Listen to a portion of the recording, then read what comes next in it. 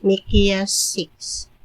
Pamatia ang pulong sa Ginoo batok sa Israel, o Ginoo ipahayag sa kabukiran ang imong giha, ug saysayin ini ang kabungturan. Pamatia o kabukiran ang giha sa Ginoo batok sa iyang katawhan. Kamong lig-ong mga sukaranan sa kalibutan, pamati kamo kay ang Ginoo makigharong sa Israel. Ang Ginoo nag-ingon, unsa bay nahimo ko kaninyo o katawhan ko? Nganong gipul-a naman kamo kanako? Tubagan ninyo ako.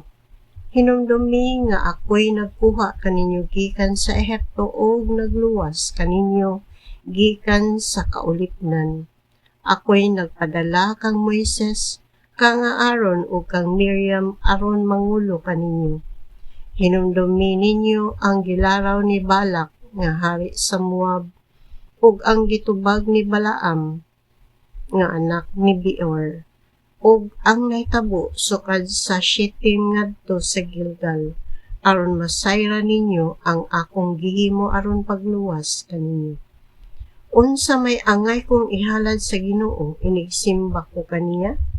Magdala ba akog halad nga sunugon nga mga natingba ka nga usa ka tuig ang kagulangon? Malipay ba ang Ginoo sa linibong karnero o sa nagbaha nga lana sa olibo?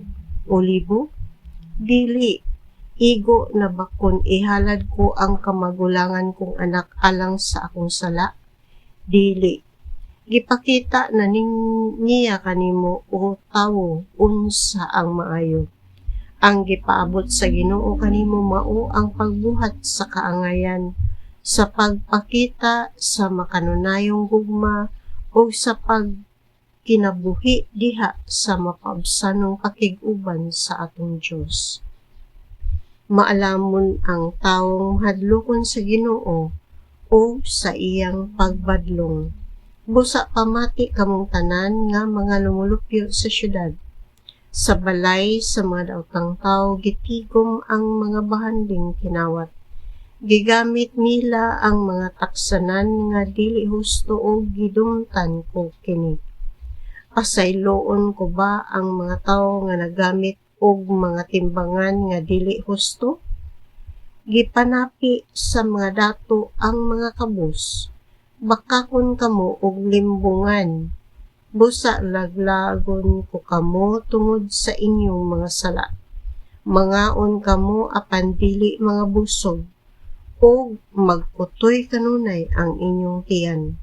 Magsigi kamog titig apan dili kamo makatigom. Kay ang inyong matigom ipalaglag ko sa gubat.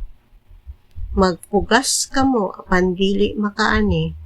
Magpuga kamog olibo apan dili makapahimulos sa lana niini. Magpuga kamog ubas apan dili kamo makainom sa bino niini. Mahitabo kini kay ang inyo mang gisunod ang daotang mga buhat ni Hari Omri o sa iyang anak nga si Hari Ahab.